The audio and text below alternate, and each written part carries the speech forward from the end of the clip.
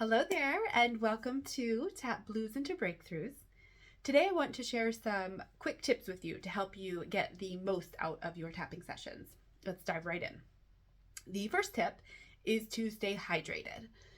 Most of us know that staying hydrated is important. It keeps everything in our bodies running smoothly. It supports our digestion. It helps flush out toxins. But when it comes to tapping, drinking enough water becomes even more important, because when we tap, we're engaging our mind and our body. We're shifting energy, we're processing emotions, and we're letting go of tension. And that can all take a bit of a toll on our system, which is why staying hydrated is so important. Drinking water helps your brain think more clearly. It relaxes your muscles, and it makes it easier to connect with your emotions. Have you ever noticed how being dehydrated can make you feel tired, cranky, or a little more anxious than usual? That's why drinking water before and after a tapping session can make a big difference. It gives your body what it needs to handle the emotions and energy shifts that come up, making the whole process go a lot smoother. So, as simple as it sounds, remember to grab a glass of water before you start tapping. It's a small step, but it can make a really big difference. The next tip is to be specific. When you are tapping, the more specific you can get, the better results you're likely to see. This means instead of using general phrases like, I feel stressed, try to get a little more detailed, or as detailed as possible. What's causing the stress? Is it a looming work deadline? Is it a difficult conversation that you're dreading or putting off? The more you can pinpoint the source of your feelings, the deeper you can go with your tapping practice. Now, I know that we don't always know exactly what we're feeling or why we're feeling it, and that's totally okay. You don't have to have everything figured out before you start tapping. The tapping itself can help us uncover the underlying emotions and causes. You might start with a general feeling like sadness or anxiety, and as you tap, you may find that a specific memory or worry comes to mind. And when that happens, you can shift your focus to that new detail and continue tapping on it. And remember, being specific doesn't mean you have to have the perfect words. Don't overthink it. It's more about tuning into your experience and expressing it as clearly as you can in the moment. The process itself can help bring clarity. So start where you are and let the tapping guide you to what needs your attention. The next tip is to make it personal. Tapping works best when you are connecting with your own unique experience. And that makes sense. It's one thing to tap along with someone else's script or video, but it's even more effective when you can put into your own words. And that's because your emotions, memories, and thoughts are uniquely yours. What triggers you might not be the same for someone else. And the way you feel about a situation is personal to you. So while following along with a guided tapping session can be helpful, and I definitely encourage doing it, don't be afraid to adjust the wording to fit your own situation.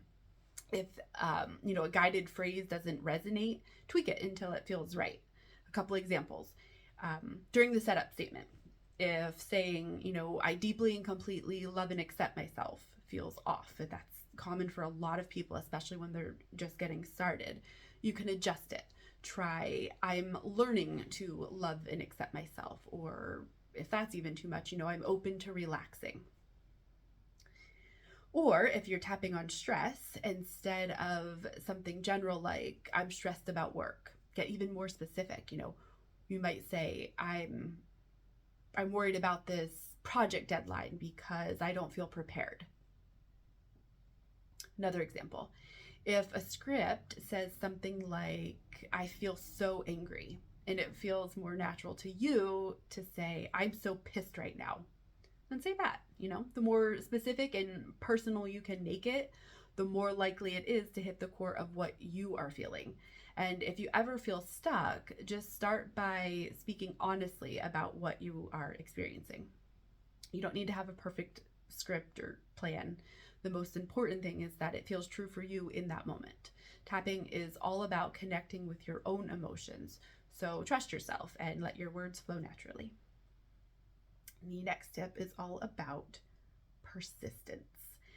Tapping can create some pretty incredible shifts, but it often takes time and consistency, just like any other form of self-care or healing practice. When we first start tapping, it's common to see noticeable changes right away, especially for smaller stressors. But when we're dealing with deeper or long-standing issues, it might take a little bit longer to feel those shifts. And this is where persistence comes in. Think of tapping like brushing your teeth. You don't just brush your teeth once and expect them to stay clean forever. It's the same with tapping. The more regularly you do it, the more you'll see the benefits add up over time.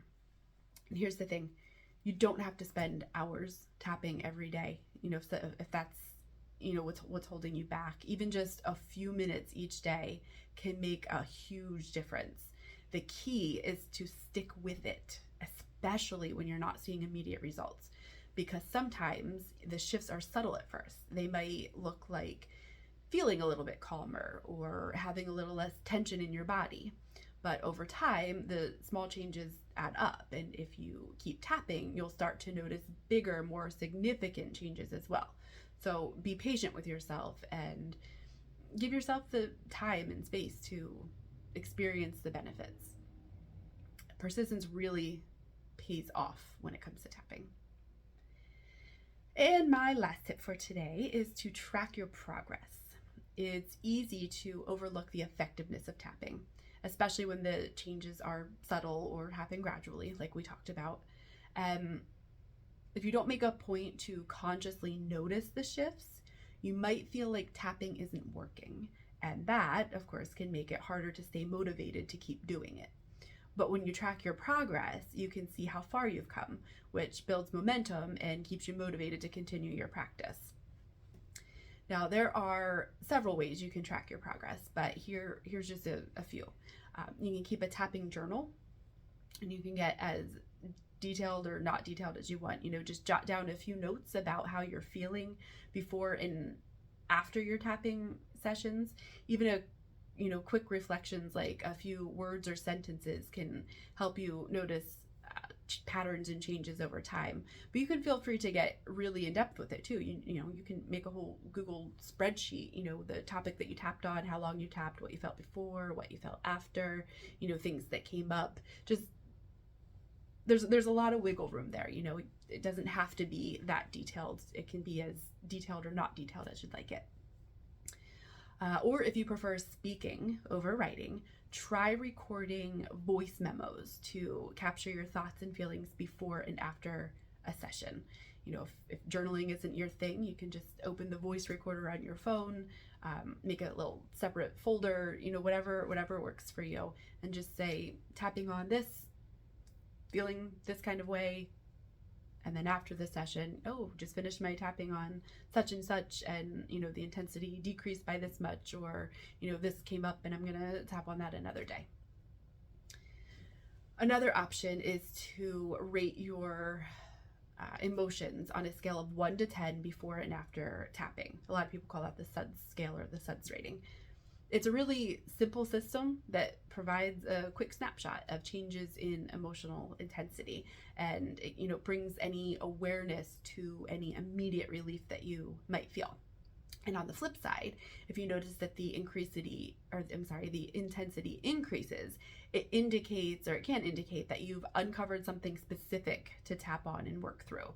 Maybe a specific memory or situation that you are dealing with. You can also use a mood tracking app to log your moods and emotions to help you notice trends and improvements over time, making it easier to see the bigger picture of your progress.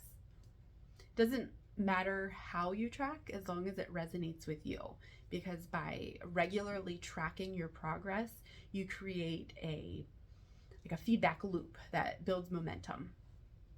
Seeing even small improvements